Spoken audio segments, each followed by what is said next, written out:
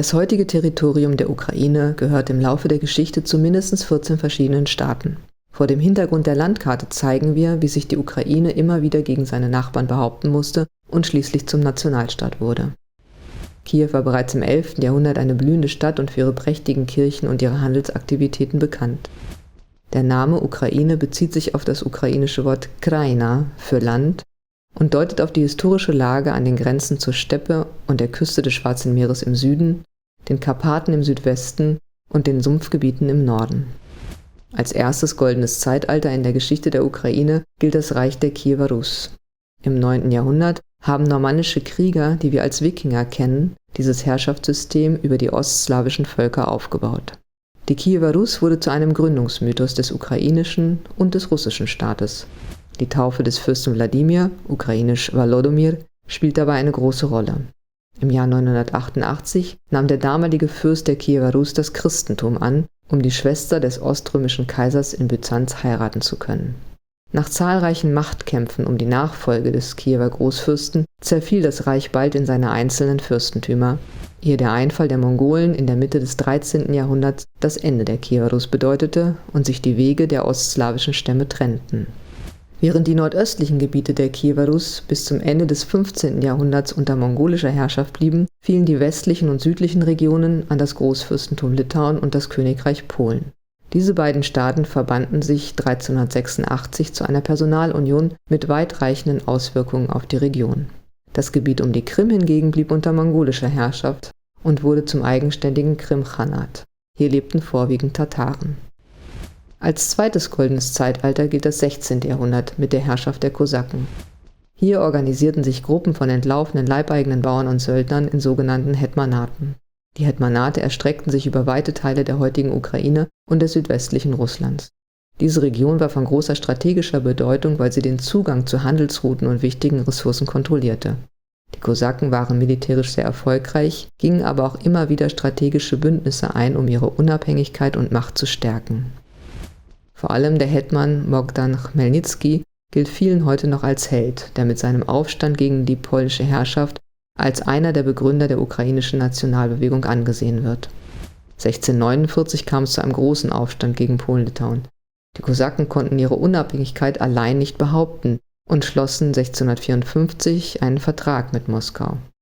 Für die Kosaken war dies als vorübergehende Beistandsallianz gedacht, der Zar in Moskau hingegen sah dieses Abkommen als einen Schritt in die ewige Untertanenschaft.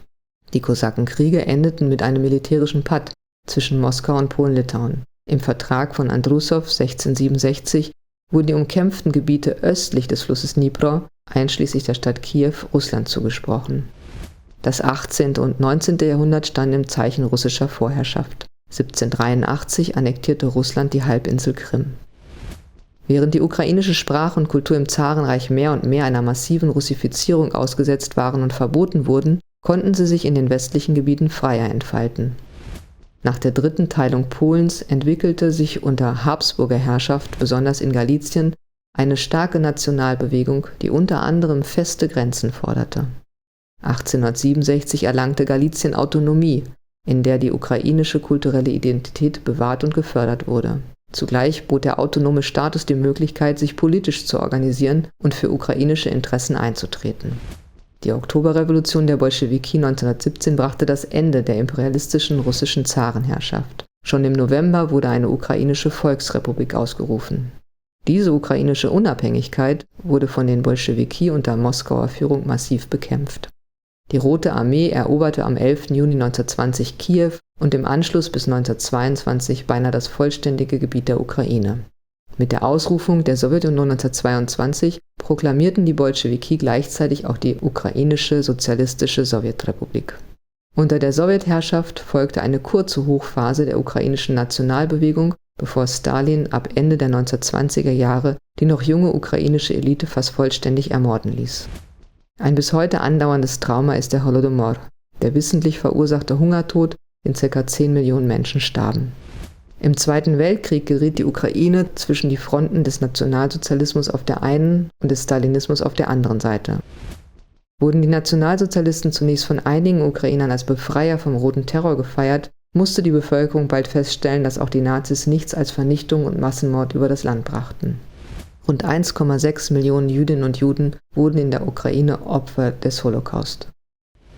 Hunderttausende Ukrainer wurden zur Zwangsarbeit ins Deutsche Reich gezwungen oder starben als Soldaten der Roten Armee. Die Ukraine ist eines der Hauptschlachtfelder des Zweiten Weltkrieges.